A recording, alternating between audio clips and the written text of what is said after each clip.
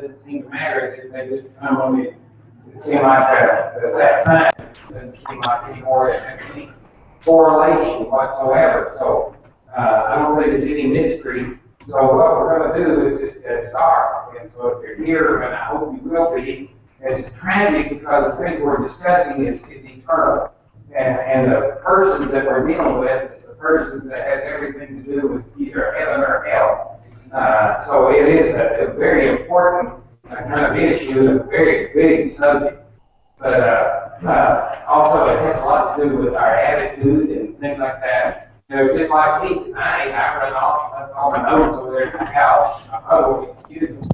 So I run off tonight when I get here, I have my briefcase and I pull out. Yeah, I've got notes, but it's all nothing to do with 29.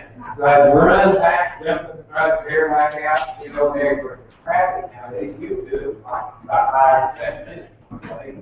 Now it's you're lucky 20, or not 30, you know, that's a lie. There's everyone about that, you know. Anyway, and what it has, it's just drastically bad. Dobbins, baseline, Broadway up here is just it's usually packed, boy. Just going anything east and west is just really, really bad. So, but anyway, we're here, we're started, and I really want to really get in here tonight and get started. And again, the tragedy of so many that I just lift up my eyes, I see so many that's gone. This is the substance they really, really need to hear. You know, and it's really a formula, if you want to call it. And rarely do you find things with God that's just formulated. But there is some things that is just what it is. Meaning X plus Y will equal Z, you know, 100% of the time. There's these things that if they're done and they really take place, if it really happens, then there will be a definite result from them. Does that make sense? Okay, and it's this that you've got to really get down. And what we're dealing with, in particular, the subject overall, is what's called faith. And honestly, faith is kind of a hard issue, and yet we live by it, lost or saved. Did you know that? The lost lives by faith. You know, you put money in a bank, you're having faith it's going to be there. You know, and there's been a few times in history it hasn't been. You know, and we just went through one here a while back where people went to the bank and there wasn't no money in it, and it was supposed to be, but it wasn't, and it resulted into what we just went through this last recession. That's actually probably one of the longest enduring sessions and the deepest and hardest since the Great Depression. Anyway, trust and faith is key. It's just really big. You can't make heaven without it. Faith itself is a gift that is given by God, and I wish we could really hear that, and it's given by the grace of God. You know what I mean? And I use phrases like, I wish we could really hear that. And I don't get me wrong, I don't mean to be anything type of negativism or thinking that you can't, you know, really hear that. But there's a hearing, and then there's a real hearing. And there is a difference in it. I know you can hear, you know, and things like that. I mean, it's not that. But I say, I wish you could really hear that, you know, God has given you the ability to believe something, or to really something to be real to you, so real that you'll live that it's real when you can't even see it, when it's not that way. Now, is that not a gift? He made something. He can make something. He gives you this substance. It's called faith. It's a real substance. It's a real substance. Hebrews chapter 11. It's a real substance, and he gives this to you, and you receive this as he gives it by his unmerited, undeserved love. And something else, he doesn't give it to everyone. Pardon me. Okay. And in that, we should note that being he hasn't given it to everyone, then, you know, you ought to feel very special. Does that make sense? If you know, God is unseen, so we can just go right there. He is unseen, but He's real. And if you live that He's really real, if you can really live His reality, but it's His reality, that means you'd have to know some things about Him. Does that make sense? It'd have to really be Him. Does that make sense? Okay, but if you're able to live that, how special you really are, because it is only because God gave you that substance. Does that make sense? I keep saying that. Does that make sense? Does that make sense? Okay, I want to kind of reapproach that very subject, because, guys, we need to understand how valued all these subjects. And what we're talking about is faith comes by hearing the words of God. Hearing the words of God imparts nothing more, nothing less, but knowledge. Does that make sense? It's accurate, it's correct, it's real. It's real knowledge. Does that make? Holler if something's not connecting here. Okay? But knowledge by itself will never save anybody. But you can't be saved.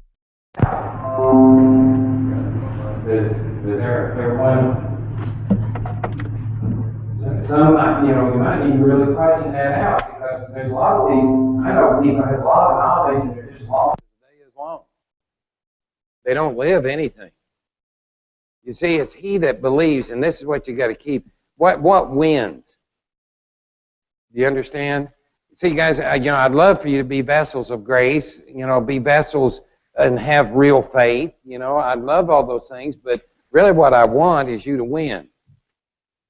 Would you want anything less? And what would be winning at the end of this life? Heaven, wouldn't it? Wouldn't it? And what would be a loser? And this is biblical. This is what God calls a loser. It's hell. And there's a kind of a sweet note in all that.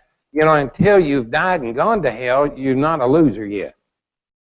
You may be losing all the way through life because you haven't believed in Christ. But you know what? You haven't lost yet. Does that make sense? But if your soul escapes your body, and it means separated, and physical death concurs, then you know what? And you haven't known Jesus, and when I say Jesus again, I'm talking about real Jesus. And again, there's all these denominations out there that's got all these things about Jesus. And so many of them include so much falsities that it's not even a reality. Their Jesus couldn't save nothing. You understand? Their Jesus usually don't save anything. That somehow or another it all gets twisted back around to where if you're going to make heaven, it's something you do. Does that make sense? And the reason they want that twisted back around, one, is security. For some reason, people think they can go to heaven if they did something to earn it. Huh? Well, it probably is. Yes, and no doubt Satan, but I think it's a desire of man. I think in the lostness of man and our separation from God, we want some kind of security that we can look at, something we've done, and say, wow, I did this, and this means I'm safe. Isn't that true? And then I think from that, Satan sells us.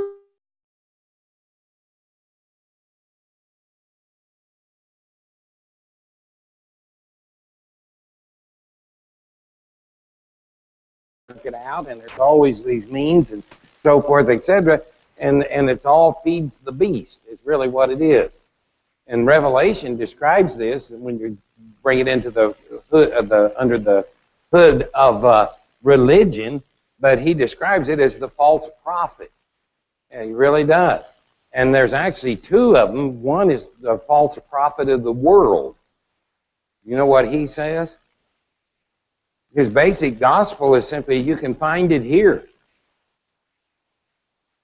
You can find fulfillment here. You can find satisfaction here. You can find it, if you look for it and dig for it, work for it. You can be rich. You can be this. You can be that. You know, you can find it here. You can wheel and deal, and maybe you need to kill some people or, you know, destroy some countries or whatever else, but somewhere you can find it here. If it feels good, you know, it can fall into all sorts of things. If it feels good, do it. You know, just that's all that's important is you feeling good or whatever else. And there's all sorts of offsprings that goes right and left. Most though runs very conservative.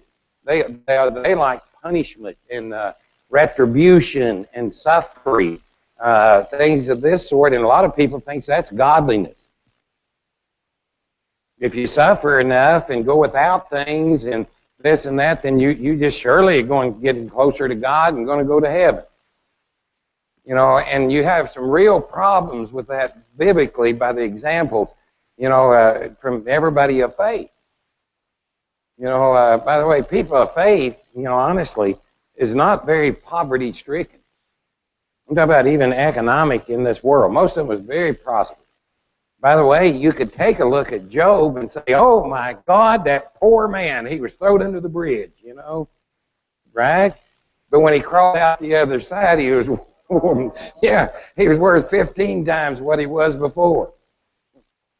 The only deficit I seen Job ever have out of that whole deal was he still was stuck with his wife when he had in the first place.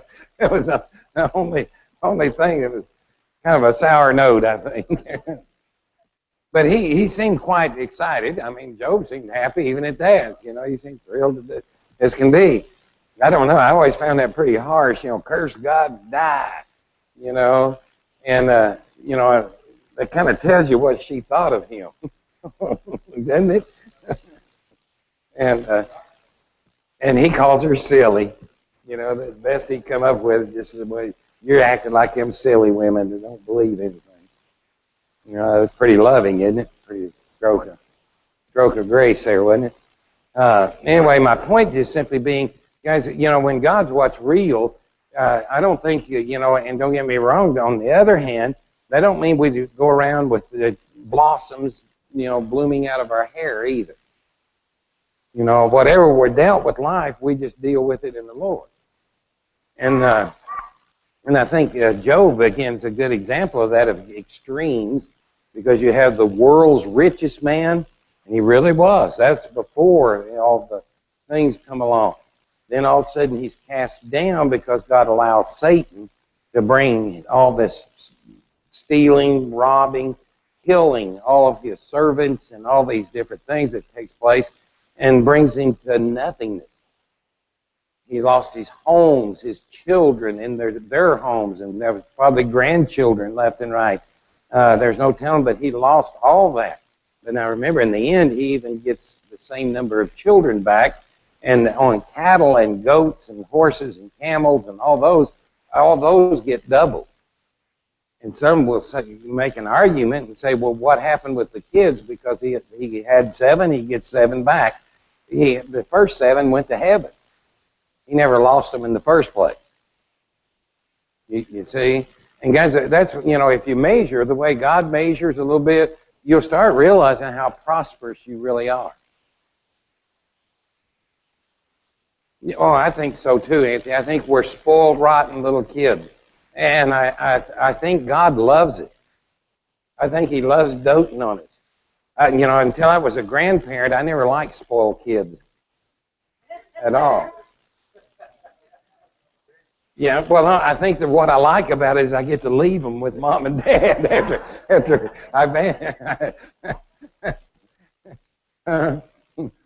I teach them to be terrorists, you know, and terrorize the home, you know. Then I get to leave them, you know, and I think that's what I really like about it. But and it kind of makes up for, you know, some things I feel like I suffered through, you know, kind of get to turn the page back on them. But I do believe with all my heart, guys, we look at things in a very negative way when we should look at things in a very positive way. I do believe with all my heart that you're the most spoiled people. I mean, you look at it, you know, you think evil, you do evil, and don't say you don't. I mean, you know, and if you really want me to get in it, I will. But, we miss God left and right. Think of God, and if you can see Him, both divine, sovereign, the grandeur of God, the omnipotent one. You think of those attributes and stuff like that. And then all of a sudden thinking of him as a person that represents himself as your Father.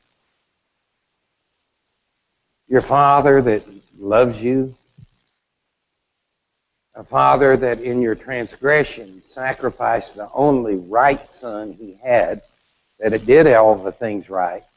Sacrificed Him to death, to hell itself, to buy you out of such a hell that He can spoil you rotten through all eternity as well. I don't think we catch it a lot of times how God is so personable and so loving. And I think, I really do, and maybe I've got too weak of a view, but God to me is just a big old love bug. And Jesus is just a puffy Pooh Bear. He loves you, and think about all the different passages like cradling you there in His bosom, which would be breast. Think of John, the old apostle. He's pretty rough core, really, compared to some of the others. They had a little more intellectual, probably a little class about them. John was pretty kind of a harsh talker, loud. He was very vocally loud. And yet he followed Jesus and claimed to be the disciple whom Jesus loved. And he loved to throw that around and torment Peter with it to no end. And I think he provoked Peter into a lot of things Peter got into. And that the whole time this goes on, you see Jesus and He just loved them. It don't matter if it's Peter or John, whatever else. Does that remind you of anybody else sitting around here? Does it remind you a little bit of yourself and each other and everything? You rest assured, what He's doing is just been loving you. Just loving you. And it's kind of shame, but what we've been taught, and probably people has insisted on, is God sitting there breathing mad. I can't wait to smite you. Man, He wants you to come to the payment so He don't ever have to smite you. Isn't that something? Every act of God that I see in the Bible is just one of unbelievable mercy, compassion, grace, those words that goes beyond definition. And you see, and the reason I say they go beyond definition is because we never live them to the full. We just get, at the best, we taste at it or nibble at it or try to show it to each other. Now, I would like to pause in this moment. This is just shooting through me. But I want to remind you guys here, because I don't want any of you slip and fall. We've got a long old walk to go yet. I really believe that. We've got some battles to fight, and we've got to get out through the other side. And when I say you've got battles to fight, don't get all in the fighting mood, get in the loving mood. That's how we win. See, love overcomes all things. It's just the opposite of everything here. Does that make sense? If people here fight by their hate and anger and wrath, we fight by love and joy and peace. Does that make sense? We're the children of God. We have fruits of God, which is the fruits of the Spirit. Can you see? And so we're going to get ready, though. We got a big battle ahead. The biggest thing is to love those that are lost, so much that we'll do everything it takes to save them. And I don't even think we've started on this. What we've worked on, does anyone know? Could you raise your hand and tell me what we've worked on up to this point about us really reaching the lost? Because I think, if nothing else, we know that's a priority, right? That's way up on the priority list. Does anyone else have another priority than reaching the lost? It's okay if you do. We'll readjust it as we go along. But it's okay if you do. Does anyone else? There's a lot that sounds like it should be right. There's whole churches made on worshiping God, meaning praising God. There's others practicing the Spirit, and if you're Spirit-filled, you'll do this and this and this. And so they're busy doing those things, but the one thing they seem not to do is to reach the lost. Any significant impact. Jesus said his only purpose was coming to seek and to save that which is lost. Being lost is a tragedy because, see, they didn't know where they was at with God, and that same loving God we're talking about that we've got to know, they just never got to know Him. And the only body I can look at and say, hey, we got some fault here, that, is who?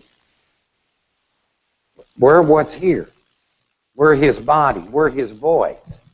The only way He's going to speak to them is through us.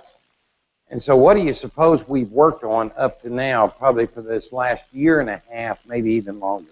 And really, it's always been back there as part of the ministry overall.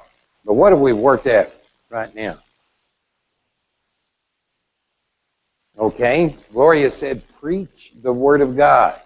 And literally, and again, if you don't mind me, do I throw you sometimes because I'm always trying to teach you the definition? You understand? I'm trying to teach definition. I don't like people reading words, saying words, and even quoting words that maybe they don't even know what they're saying. Does that make sense? And I realized that the way I was raised, and I kind of got up there, and the wording and different things, I realized it wasn't even close to what I thought was being said. Are you with me? The word, yeah, okay, speak, okay, that's great, that's great. The word, though, preach the gospel, there's nothing wrong with it, but preaching is a proclamation. You understand a proclamation? And I love that from the old King James because the old English understood proclamation. They had a town crier, and he would receive instructions from the king. And then maybe he's going to raise your taxes 5% or something. The town crier would come out and cry. He'd start hollering at the top of his lungs. There's nothing to debate. There's nothing to discuss. There's really no argument here. The king made a decree. He's the king. Does that make sense? The gospel to God is seen the same way. It's not whether you accept it or reject it, and you have nothing to prove about it. He just says it's the way it is, and He wants it proclaimed that way. Do you understand? He expects you to hand down an ultimatum for people to believe as a result of what Jesus did.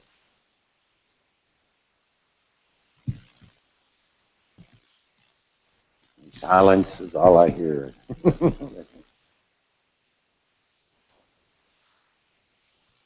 Have you ever handed down an ultimatum?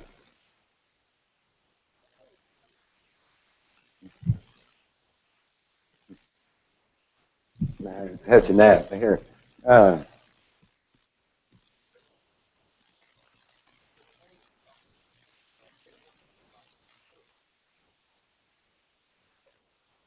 Yeah. Mm-hmm.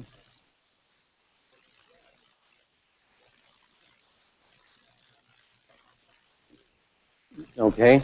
Yeah, the real proclamation, it's like the fellow that's saying that is denying something right off. Though a fellow that's saying, I'm saved by my righteousness or because I'm keeping this law or that law, and if you ever notice, they're usually real defined.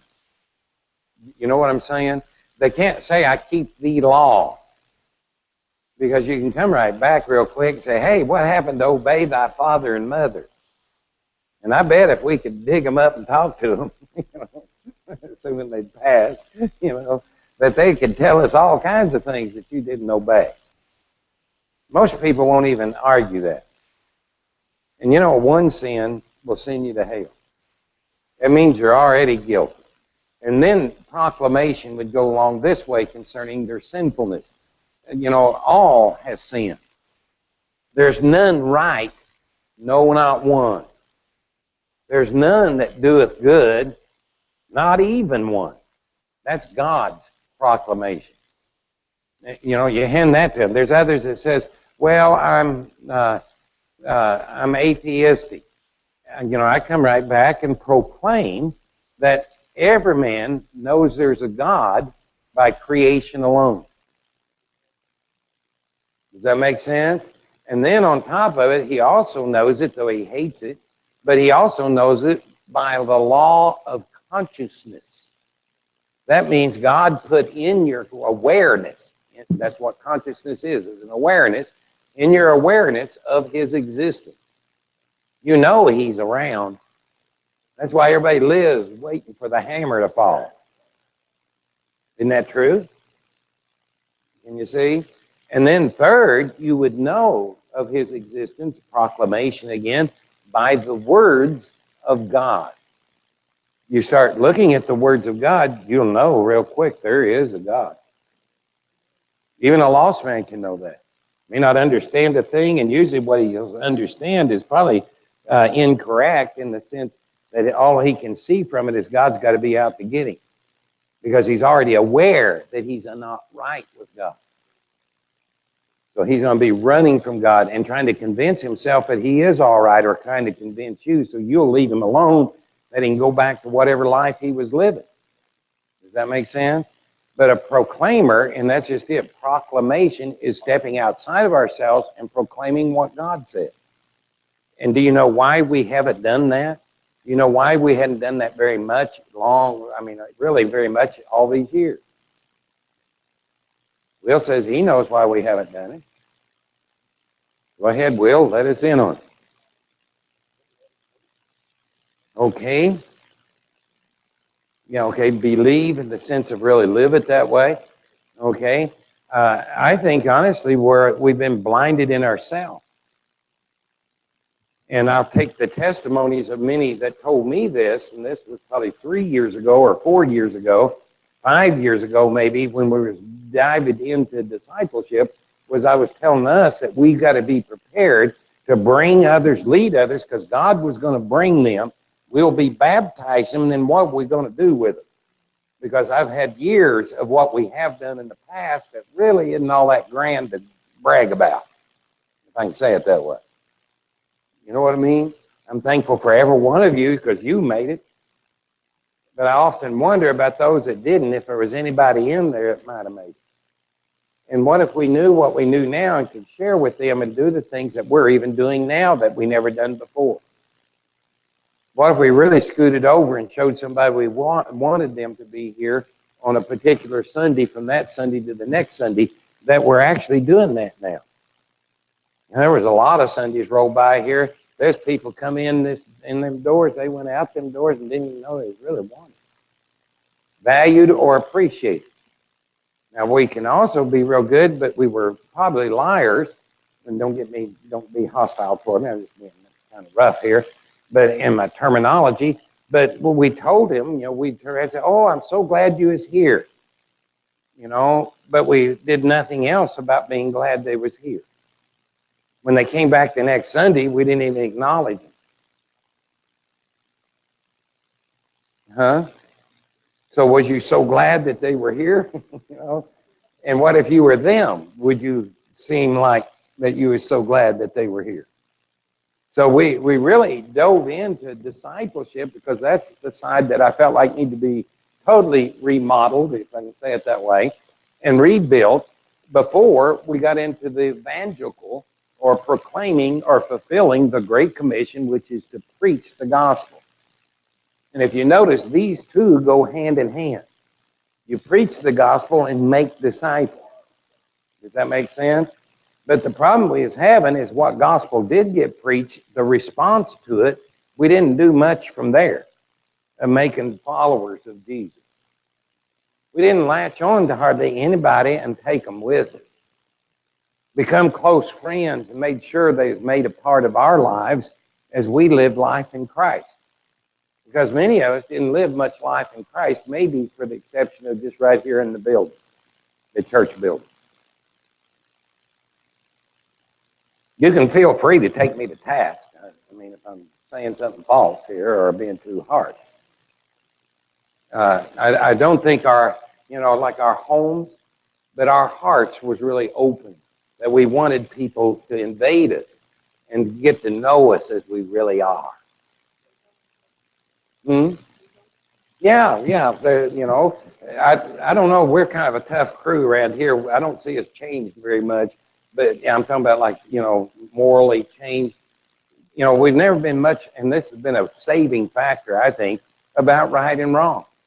Because if you're going to live under the power of right and wrong, you're dead already.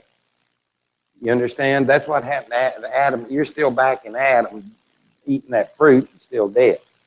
So we knew real quick, get to Jesus. So we get to Jesus, though, Gloria. And the thing we've never done a real good is we turn around and realize that there's a purpose beyond us getting to Jesus. Now you do. Gloria, now, okay, there you go. There you go. That's wonderful. Now you do. Yeah. I don't think you even thought about the first few times you came here after you really know the Lord. No, you didn't even think about it, did you? But we think about it now. So guys, it's like last week, Monday night. Do you realize the growth that we've gone through? Because we've had all kinds of positive and productive things happening in our lives. Does that make sense? I wish I could show you 1,000 or 10,000 people born again, saved, as what we've been through these last 5, 10 years. And I can't show you that yet, but I'm very optimistic. Because any day, see, with this being done, any day it can happen. And I kind of like this old song. It says, any day now. Any day now. And I'm really looking forward to any day now. Okay, let me tell you, this is what I really believe about us preaching the gospel, is for the first time, guys, we're out of sight of ourselves. You know why we didn't reach and grab somebody? Huh? Okay, stuck himself, but why? What's about ourself that trips us up? Why can't you let, okay, there's a good one, but what's fear? I mean, why self and fear goes hand in hand? It does.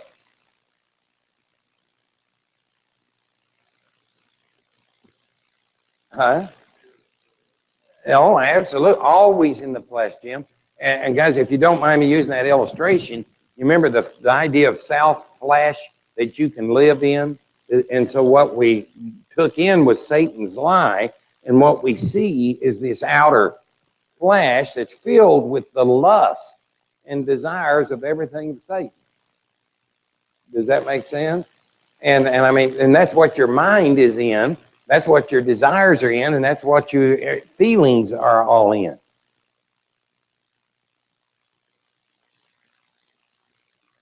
Willie?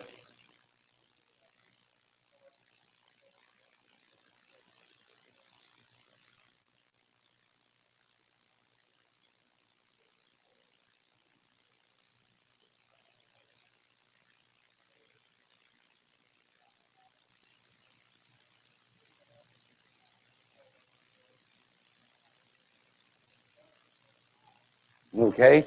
You do pretty good, Willie, if you get it that done before noon. Um, most of us is from Sunday to Sunday if we even get it done on Sunday, you know. And do you realize, then where does that leave us all week long? Huh? How many have had people that really come by and all of a sudden you're really aware you ought to do something with these people and it scared you to death? And you're just hoping they'd leave, or you're just hoping you'd get away. The last thing you ever thought about was really proclaiming a gospel or really persuading them to come to where they'd hear the gospel. Isn't that right? I think that's changing. I mean, in fact, I know it is. By the way, Sunday night, my goodness, that was rocking. We've almost doubled in size on Sunday night. There's just some people reaching and grabbing some visitors, and all of a sudden we've had a whole bunch of visitors in here. And hopefully they'll come back and cease being visitors, but sooner or later, by the new birth experience. And guys, we've got to be a lot stronger. And I'm wanting to get through some things here on Monday night that we can get there. Faith comes this way, guys. First, faith is nothing more than the reality of what's unseen, which is spirit. Can I say it that way? The reason why I love my old terms like here and there. How many's familiar with here and there? Okay, how many is not familiar? If you're not, it's okay, Gloria. I know you wouldn't be, Brenda. I mean, you may have heard me say it like last Monday night, maybe. The things, I call it the things of there. You read it out of Romans, it's really sweet. You can talk about the things of the Spirit and the things of the flesh. And sometimes those run in the things of the world. Okay, flesh, the world, all that. But the things of the Spirit is all the things of God or heaven or there. Right? Okay? The things of the flesh is everything that's come from Adam, which brought us what? The fall of man, the separation, the curse to the world, that even the beautiful creation that God made is going to all be melted away, poured in hell because it's been polluted, by Adam's sin and all of our sin. Is everybody with me there? And the thing about here is, though you see things here, that you can say, well, boy, that's here. Here you can see people's anger. You'll see this. You'll see that. You see the effects of Satan if you look for it. The things of there is things like the gospel message. The things of there is the work of Christ. It's not of here. It's not of the world. It's not a substance of this world. You notice how Jesus taught the vine and the branches? Where did the vine rooted? Where was it rooted? And how did it come into the world? Where was it rooted at? In the world? No, it was rooted there. But where did it come? It came here. And that Jesus said, if you abide in it, meaning finding life, that's where you live. If you'll just get in that vine and you get all your nutrients and life from the vine, you'll bear much fruit. Can you see? So what would you be getting? You can run compassion. That works one of the best ones. What you'd be getting, but it came from there. Notice compassion, you never found Satan having compassion. You never found angels having compassion. You never found anything having compassion except God. See, He's Spirit. And from the Spirit comes compassion. And with that came Jesus. And where did Jesus come from? Okay, from God, Robert says, and he's so right, that's there. Everything comes from there. Get your directions. It's here or there. And now you are commanded to be a citizen of where? There. But you're living. Now what's wrong with that picture? Oh gosh, you should know. Now think about what I just said. Think what I just said. You are a citizen of there. How did you get out of here? You raise your hand. Raise your hand. Okay. Robert's dying to answer. Okay, go ahead, Robert. Oh, good. That's a great one, man. Good. Where's Tamara? I could kiss her. Man, you betcha. You bet. We've been so blessed, too, since that day, Robert. Really have. And that's something else. If you look for it, guys, some of us are kind of like Robert. They're rough as a corn cob. And if you look again, there's Jesus all in him. And so what you have is this vessel on the outside, rough as a corn cob, with this sweet, sweet Jesus on the inside. We can just get Robert to pour a little of that Jesus out, then that'll smooth out that rough side a whole lot. Get the idea? By the way, Robert ain't alone. Every one of us suffers from the same problem there. Okay? Yes.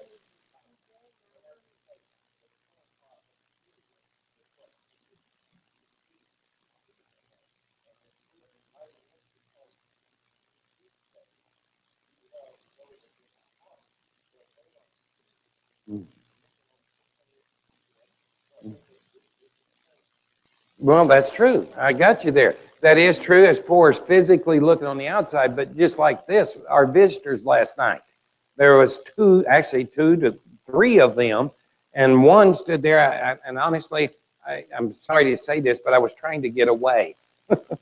That sounds fun. No, she just talked and talked and talked because she was so excited. She was so excited. She says, my goodness, said, man, I seen Jesus. I see Jesus. He said, man, this is a real church. So, man, I've seen Jesus in these people. These people are really real. They know God. And you see, and what that, and I'll be honest with you, my immediate conclusion was she knows God. And the Spirit was in her, and the Spirit that's in you, she clearly seen and bared witness, But, and what she felt like she needed to do was convince me. I'm already convinced. Hey, I'm there, and I had some other people that I'm not too sure where they're at. Does that make sense?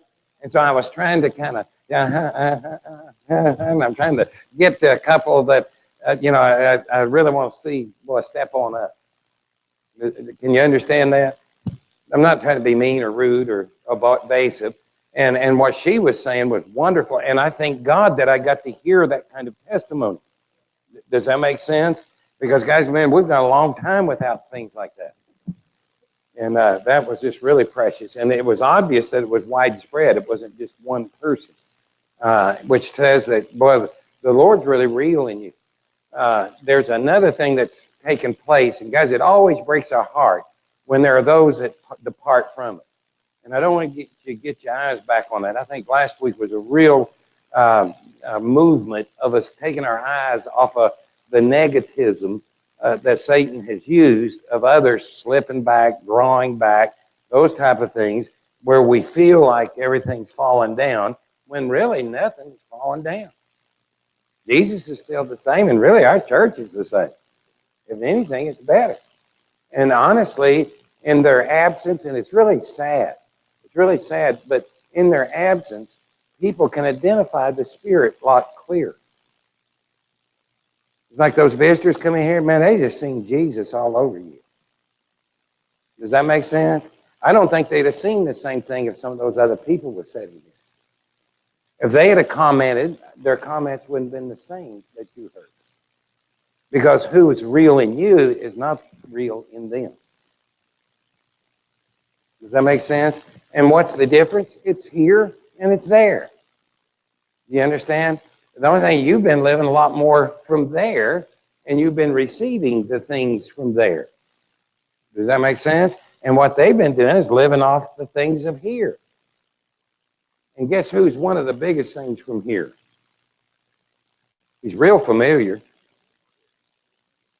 Don't worry about the old booger, old Satan. Huh? Yeah, boy, that's what you got to really watch out for. It's the beast. It's the beast, the me. Yeah, the me. It's the dying you. And guys, it's in the flesh. It's drooped over you. And then also, what's amazing to me, and this really does amaze me, is in Revelations where he talks about the Satan going over there and pulling up out of the sea. And what does that mean? Why does he use such an expression? There is a real logical reason, very practical, and honestly philosophical, if I could say so, reason. This would be the Greeks would really sink their teeth in this. Aristotle would probably fall down and be converted if he could have heard such things. It says that John, this is old John, now this is old cornball John, the one, though, that said Jesus, he was the disciple whom Jesus loved, the one that made sure every time Jesus tried to lay down to take a nap or anything, he put his head in his bosom. He's be real close. And Jesus let him. Jesus never, as far as I know, any place in the Bible, never turned him away. So if you feel a little tired-headed, you need to lay your head down, why don't you just lay it on the bosom of Jesus? I don't think he'll ever turn you away. Just as well. I don't think you'd be tired very long. I think your mind would be very refreshed, and your soul, all those things of there come just rolling through. Yeah, I had a point there. What did I got? Oh, yeah, pull that old beast out of the sea. And this is what really gets me, though. That's the you, the dying you. And he takes this, and what I see is like a rag. Is that okay? It's you. It's what you are on the outside. If your soul left you, what would be there? I'm serious. I mean, literally, what would be there? Huh? Okay, yeah. I mean, this thing would fall on the floor, wouldn't it? Wouldn't be no stature, wouldn't be nothing, huh? Be like a big old puddle all of a sudden. Now, after a little while, it'll get stiff and hard, and it'll stay whatever form it fell in, right? And you have to go in and break it and pull it apart.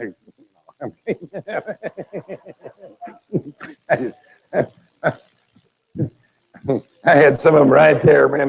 They was walking with me. And, yeah. You ain't there, guys. Listen, every one of you that wins, you gotta understand, if that's your body laying there, you ain't there no more. You're already with the Lord, You're already in preparation of glorification. You're at the last ring. You're at the finish line. Does that make sense? So don't think that's you, so you don't have to win. Okay? And I kind of like that. But anyway, that's all it is. What is it?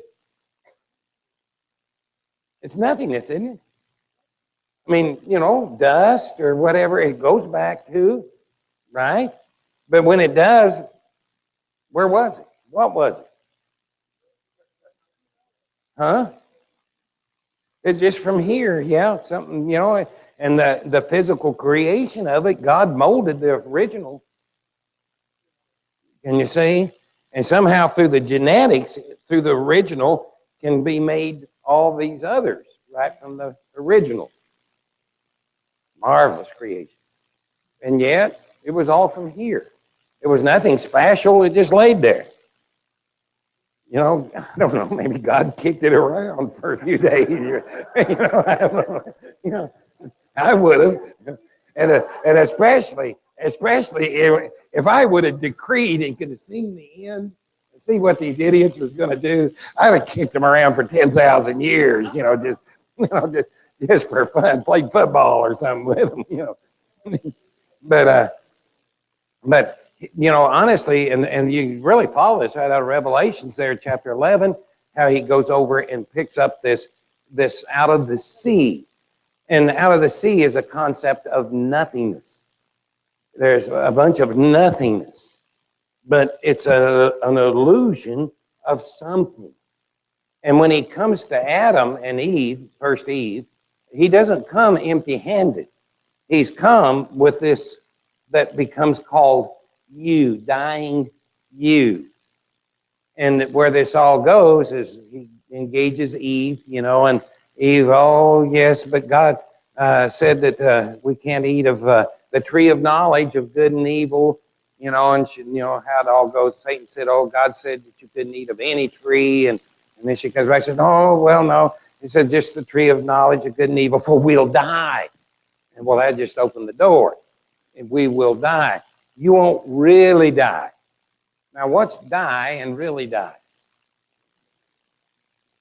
And a lot of people don't think Adam and Eve had much, going for them. I think they were brilliant. I think that, my personal opinion, they were the greatest intellectual minds unpolluted at that time. Okay?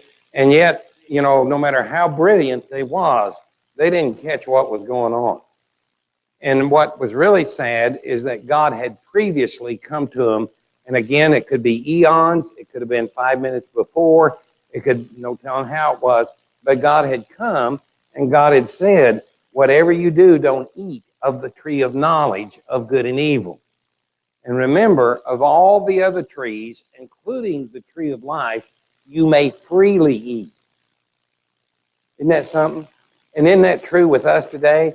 Oh, you can freely eat of everything out here, but this one little thing over here, it's rotten anyway, or, you can, just, I don't care what you'd say, how ugly you could paint the picture. The one we'd want is the one we're told not to have. And so, Satan's setting this trap all up. And I mean, he's working. And then he says, and I really believe this. He says, oh, you won't really die. That means separated. He says, oh, you won't be forever separated, because his soul, Adam's soul, lived in the reality of God. His mind was about God. His desires were God. His feelings were for God and in God. And that's what he had with Eve, and Eve had with him. And God called all this very good. It's intimacy is what we're talking about in the deepest sense. And boy, it was all just very good, but Satan comes up and says, oh, you won't really die and be separated from all that of God. Instead, there's you, that you can literally exist in you. You don't have to exist, you have your existence in God. Now your thoughts can be for you. You can think all about you. Now this is the kicker though. Wait. Your desires can be all about you. You don't have to desire things that God wants. You don't have to desire him. You don't have to desire anything. You can just desire for you. Okay, everybody getting it? You can just think of anything you want to for you. Desire totally for you. And oh, me. You can feel the ever feeling that you could possibly have will all be for you. You never have to worry about anybody else's feelings. Never have to think about anybody's feelings. You never have to feel anything from God. You don't have to feel nothing at all. You can just feel for you. Now, you think, you all right? We all right right there? Think for you, desire for you, feel for you. And the biggest of all, though, and this is left out a lot, senses. Your senses are eternal. Your ability of memory will last forever. I believe ours gets purged. And I believe that very biblically. Does that make sense? Yes. There's no pain in heaven. And what I'm worried about is everybody's going to be retarded because he ain't going to have much of a brain left. I was going to go, oh my God, take off about 100 layers there, But I really believe that anything harmful, hurtful, anything like that, the ugliness, that we've lived or done, the things that even now as a Christian especially we wish we hadn't, I think all that's going to be gone. It will not be there. And then I think there'll be I just think there's quite a transformation through what's called glorification.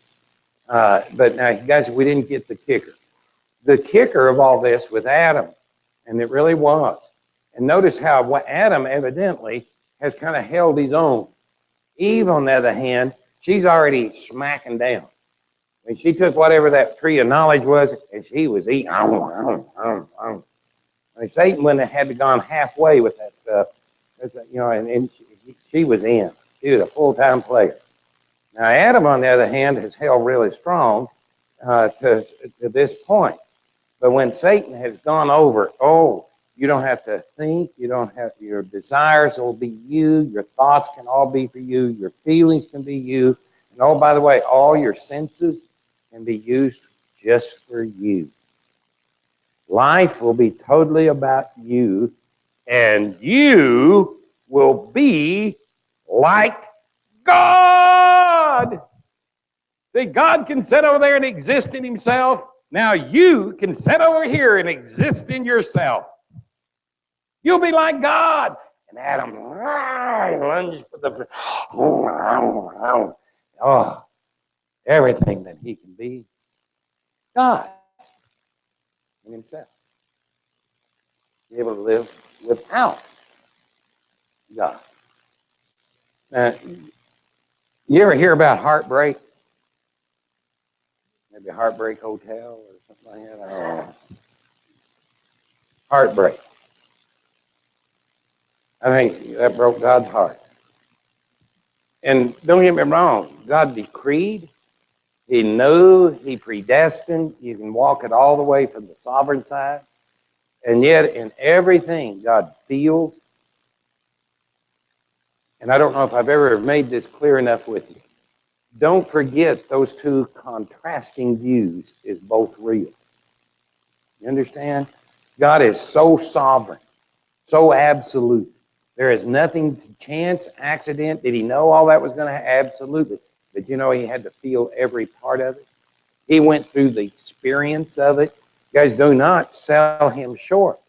I've told you this. How about Judas Iscariot when he betrayed Christ with a kiss?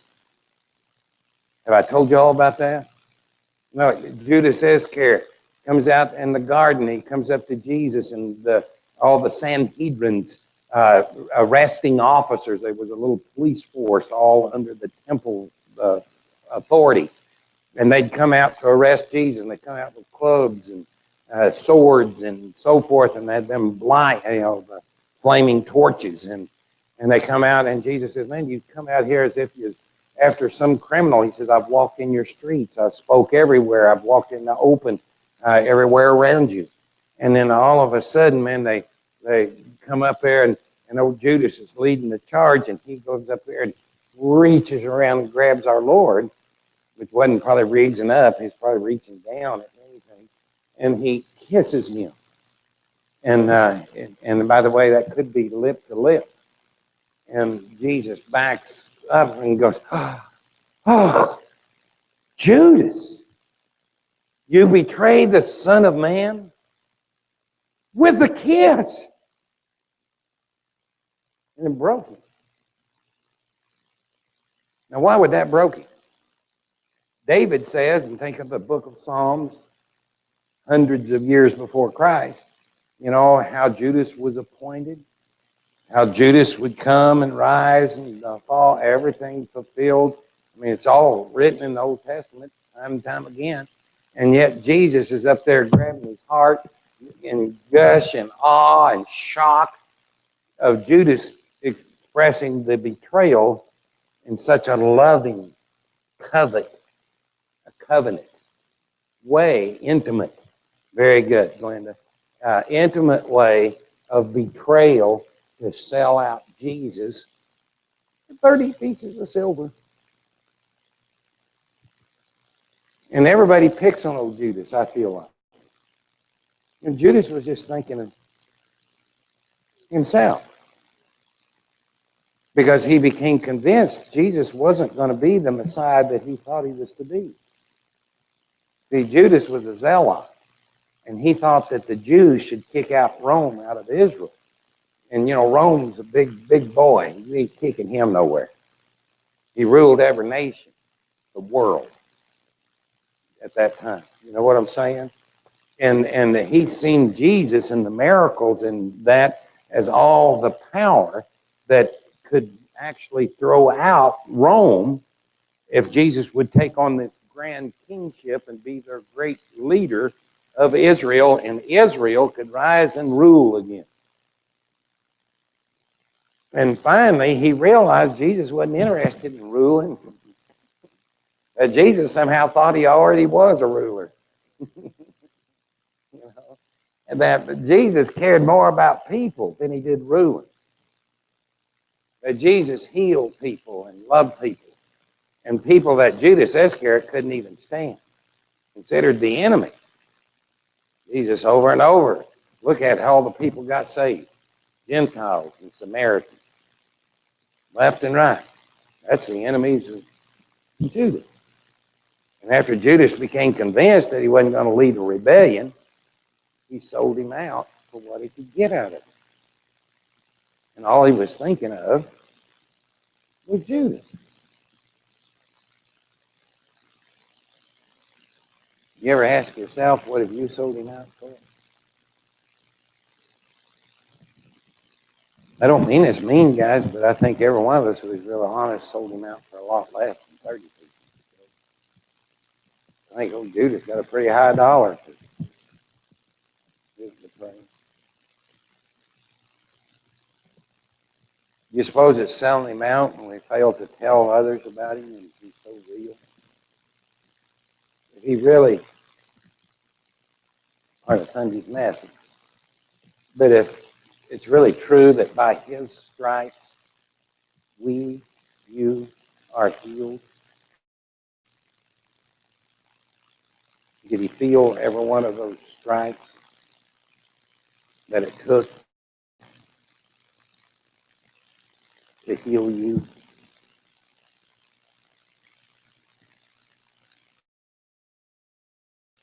Close it. Charlie, you can go. You kind of got interested, didn't you? I got to catch you here at the end of class. You know, as soon as you leave, we're going to talk about you. Just thought I'd keep him excited, you know. What do you think, guys? Are we outside of ourselves? Huh? You know, the scenario I just walked you through, you want to walk it back? Because we've all since then been in ourselves. We've all since been just like old Judas. Is that not true? But you know, a marvelous miracle, somebody come and talk to you. Somebody interfered a little bit in your life. You remember, you know, every one of you just remember you was rolling down the road somewhere. And guess where the end would have been? It'd been hellfire, wouldn't it? But every one of us was kind of going around, you know, and we probably didn't think nothing about it. Probably ain't thought a lot about it since then, but maybe it was a Katie or somebody bumped in, or maybe it's a passage or a song that your mama taught you, or maybe a little vacation Bible school in my case that taught us a little song that I learned at least a verse. You know, I was never much on learning it, and definitely not on singing. And my whole family's all, you know, always been. I felt like they kept that end all up. I didn't have to worry about that side. You know, do Lord, oh do you remember me? And in saying those words, all of a sudden I got fearful that he didn't even know who in the earth I was and could care less. And boy, I don't know, I was just overcome with a desire. I wanted to know that he knew. And I started praying, and tears rolled down my face as I was milking a cow at the same time. I know that sounds dumb, on a little stool. You ever milk a cow? You know, and boy, you're squeezing it out, man. You get it going. There's a rhythm to it, you know. And there's a big old window right there, and I'd sit there staring out the window. On the other side of that window is called an alfalfa field. Down below it, was a big old pond down there. Just had a lot of fish. And man, I was sitting there singing away, do Lord, oh do you remember me? And then boy, all of a sudden it hit me. And I'd ask him, Lord, will you remember me? And I swear, a voice from heaven, but a clapping thunder couldn't have been louder. And he said, I know you. You're mine. And no matter what I've done, and I've done ugly, tons of ugly, got off cold as a wedge about 3 years later, 4 or 5 years later. Vietnam, full swing, people coming back, body bags, everything you heard from churches and pulpits and everything else, killed the godless communist. And I started asking, what's a communist? By the way, asking questions can get you in a lot of trouble, you know. But sometimes we need to maybe ask some things. And what it showed me, though, is the things that we trust is not worthy of our trust. The only thing that would have ever been worthy of trust was the same Lord that shouted back, I know you and I got you. I remember. I wish I could have remembered that myself. And after I got cold-hearted and different to everything, of course, God has great purpose in everything that's done. And boy, I lived pretty wild, to tell you the truth. And make some of you kids look like wimps in terms of that drug stuff and all the other stuff. I tried anything and everything. I was angry, and boy, nobody crossed me. If you did, man, we'd dance to death. And because I had nothing to live for, because I felt like I lost my Lord. I lost everything. Didn't live for nothing. Hated everything. Never had so much hatred in my life. And it's so quick to get angry. I mean, I just lived angry. I was looking to blow up on anybody. Maybe it was kind of innocent, sweet, and and kind. I could blow up on you faster than I could somebody mean. With a junkyard dog. Oh, a hateful, cold heart. And all along the way, God came and visited me. I just put it that way. And I actually was out of Missouri, and I was in a little place called Wind River Indian Reservation in Wyoming. And you may ask, why did I get there? We were just living like hippies, heading across the country, you know. And if you want to know where I was heading, they changed my draft classification to 13A, which meant I was top listed for the next wave of draftees for Vietnam. And I was going to Washington. You know what's in Washington? Canada is just right over the side. I should have thought about coming to Mexico. I never thought of that. I don't know why. It just seemed like everybody was going to Canada. I thought that was a thing you did. And anyway, I don't know what would have happened because all that changed in that time period. I met God, and God met me. And I really do that. We've laughed somewhat. Chris back here gave me that old movie, Love Song for Bobby Long. If you just really want, I better be careful. I'm probably recommending something that may not be all that recommendable. But I think it's just a unique display of real people and circumstances. And the old boy blatantly says in the movie, he says, I know God, and God knows me. When I first heard that, boy, I thought, ugh. And the old boy turns around, and later in the movie, this little girl, he was encouraging to go on to college. And she said, what makes you think I could ever do college work? And he says, because we know God, and God knows us, you know. And all of a sudden, you know, kind of in that speech, so he really knew God. It was evident even in the movie that he really, his confidence was so grand in God that God knew him. Does that make sense? And his reliance was that God would get that little girl through college. And then he knew God. And, you know, you might want to stop and go ahead and be a little arrogant sometimes. Just tell the world, I know God. God knows me. And by the way, if somebody comes out and says, what makes you think you won't go to hell? I know God, and God knows me. You know, isn't that the truth? Isn't that true? You know, if somebody comes out and says, oh, that sin will sink you. No, I know God. God knows me. He's already got it all. Is there not a sin he did not bear to the cross? Has he not won it all? You know, guys, you know, just need to know God and let God know you. And make sure he remembers, and make sure you remember who's remembering you.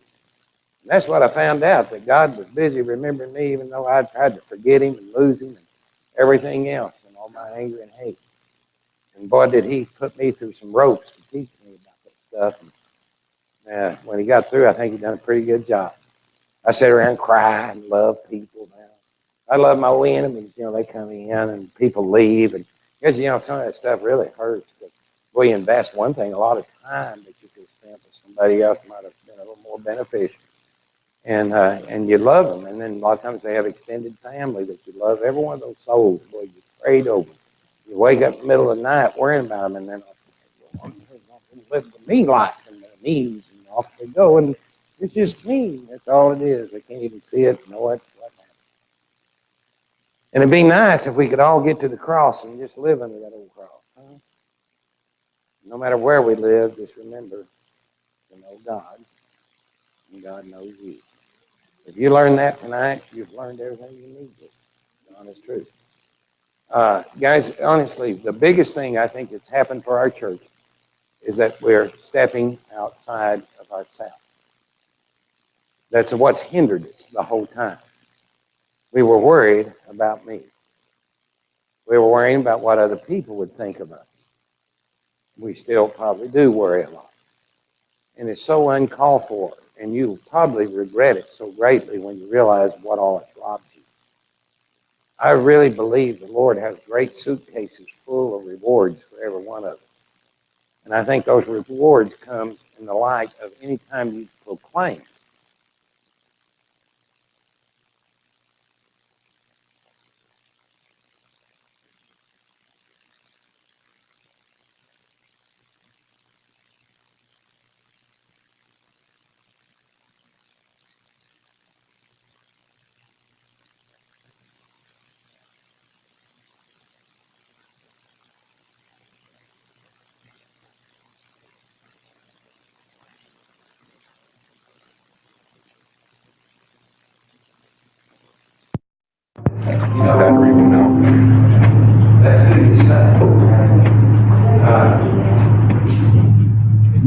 you'll get there, Gloria. I'm just guaranteed.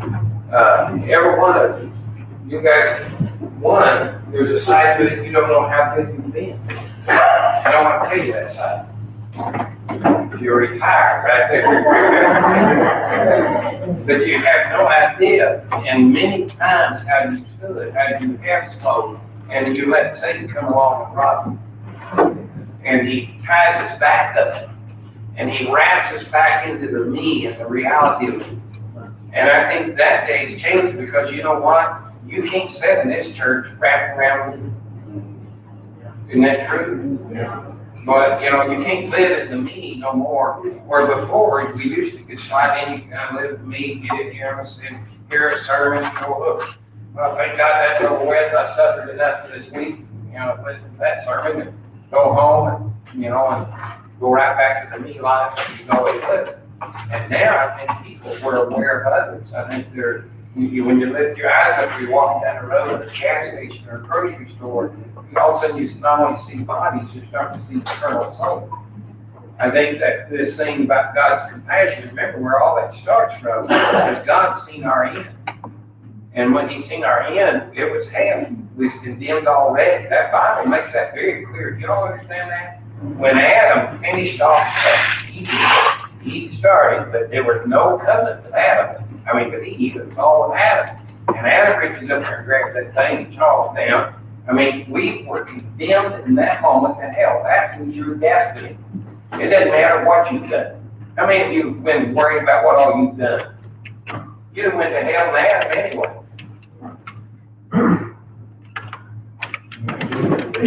Are you all asleep? No, do you understand that? You went to hell. I mean, it doesn't matter. You think your life means so much, don't you? You think your sins count so greatly, don't you? You know, you're not that important.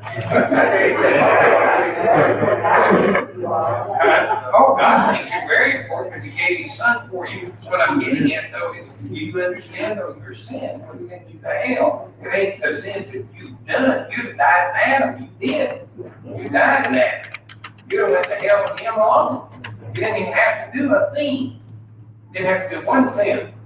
Then add up all the ones who've done sins. Hallelujah.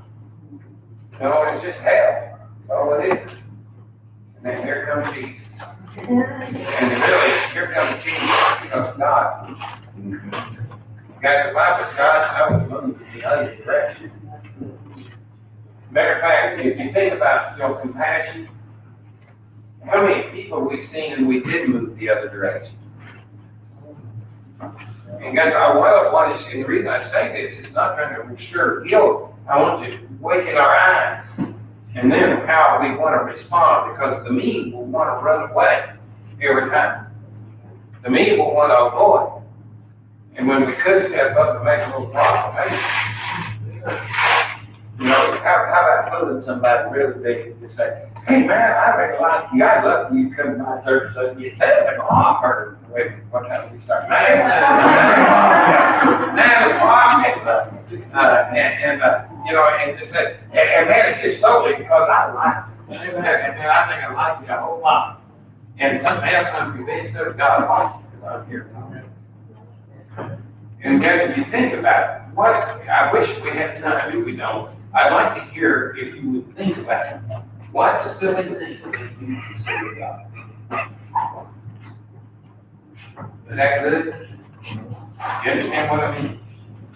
You were going somewhere in your life, you were doing things in your life, and somewhere you considered God. Somewhere you come here. How did that happen? Martha, how did it first happen to you? Can you give us? Yeah, I know you can't because it's like, oh. So many people. I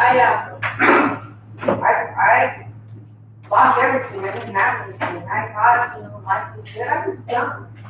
20. Oh my God. Yeah, that just went right. We got a picture. 23, I had 2 jobs, a car, my own place, everything, big house. And then all of a sudden, I was at my mom's house, laying in the room, in her room, in my room at her house, and thinking, oh, John, I don't have a car, I don't have living at my mom's house, I just messed everything up, and then I started thinking, why am I even here, what would it matter, what's the point, and God showed me that, he wanted to take me out, he could have, and he did, and he loved me, and he was seeking me for something, and I said, okay, whatever it is, whatever you want, I just, okay, and then Dora, I called her, I called to talk to Dora May, or Dora's dog, because we were friends, and I said, hi, can I talk to Dora? She goes, yeah, well, I'm she took the phone down, and immediately she came back and she said, do you want to go to church with us? I said, yes. And she said, okay, we'll pick you up tomorrow, and Paul and Dora picked me up for church in the morning, took me home, took me to lunch, took me home, took me out in the evening, took me back, and did that back. Maybe we need to emphasize, took her to lunch, sacrifice in there, to lunch. Also, kind of backing up when she said, me and Dora May, that's Dora, Paul's daughter, was friends, high school friends, Just friends. okay, and I don't know, but I would assume there was some sort of revelation somewhere there about God, or some kind of awareness, or was it just the substance of loss alone, and make you look to God, because what loss can do? Yeah, I had that emptiness, that just, there was nothing that I thought Was there awareness that, for me, I really did, man, I grabbed, and I don't say this pridefully, but for me, I couldn't drink enough, drug enough, anything else enough, just with your imagination, but it's just anything else, trying to find something that made me feel either alive or fulfilled or something, and the only thing it made me feel is emptier and deader and farther away and further away, and I didn't even know further away from what. Go ahead. Oh, yeah, when I had all those things, I thought I was happy,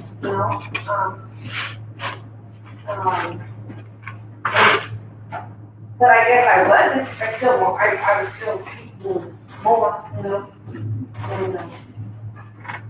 so anyways, everything was just, I didn't have anything anymore, and nothing, but it wasn't important, it was gone, but it wasn't important. I realized that it wasn't important, and I didn't know what was.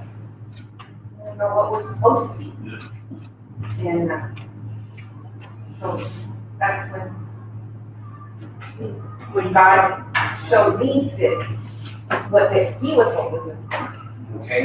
Now, Mark, something else I just want to make people aware, because I'm talking about stepping outside of ourselves. I'm talking about really wanting to see somebody saved. And Dora comes back to the phone. You ask for Dora May, or a friend. And Dora Senior, which you guys wasn't real close, right? Dora Senior. Oh. Yeah, but not, Never thought about church before? Or no, yeah. Okay. And Dora comes all of a sudden, and back to the phone, picks up and engages her and said, "You want to go to church?" Is that what she said? Yeah. You think something like that? Yeah. Or will you go to church Do you want to come to church with us? tomorrow? Yeah. Did she give you a time? Well, probably, they have to pick me up. But you realize how short they often leave people? So when you come to church, yeah, well, okay, good, bye. Oh, good, they're coming to church. I don't know where, when, what time. No, that's really great. And what I'm trying to also do is see Paul and Dora's often, right? And so here they go, and by the way, Paul and Dora's lived over here for 20 centuries, and they're still alive there. And anyway, they had to drive to 67th Avenue Yeah. and Indian School. Now, that's a journey, especially back in that day, that's a hefty journey. And so here they go, and they pick up Martha, they bring her to church, they're here, then they take her out, feed her a meal, take her to church, home, and don't they immediately come back in the evening? How about that? Go leave, come back in the evening, pick up Martha, bring her back to church. And by the way, in the end scenario of that, Martha's been here 30, 27, 28 years. Okay.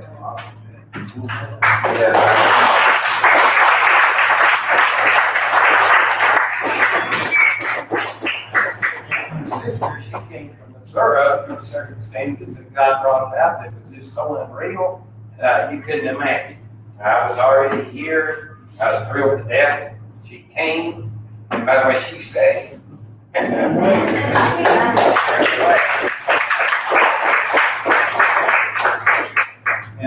you'll hear people, I don't need to go to that church. I can go to any church.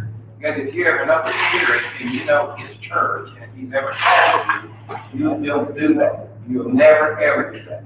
You fit it. If He jointly fitted you, Sammy came, and I want to tell you, she could have made money, hand over fist, that most of us can't even dream of. And she's turned it down, and turned it down, and turned it down to be right here at Pleasant View. And it touched lives, no matter where she's at, has touched thousands of lives, and so many lives that, could have never been graced with the skill and the preparation and the things that she has brought and provided by God's grace. I just laughed over and over and over. Okay, and she's testifying, I've been flashed over and over and over again. And a lot of those flashes are sitting right here on the pew. You know that? And you see each other, you see the souls that's made. And I get tickled from time to time. I think his brother Ramon there said, no, somebody else said the day, I think.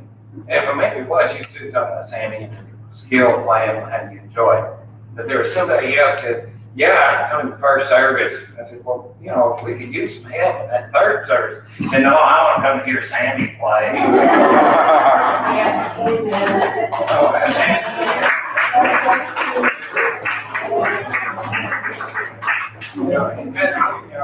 we walk among heroes, we sell ourselves so short. And what we need to do is understand self died at that old cross with Jesus.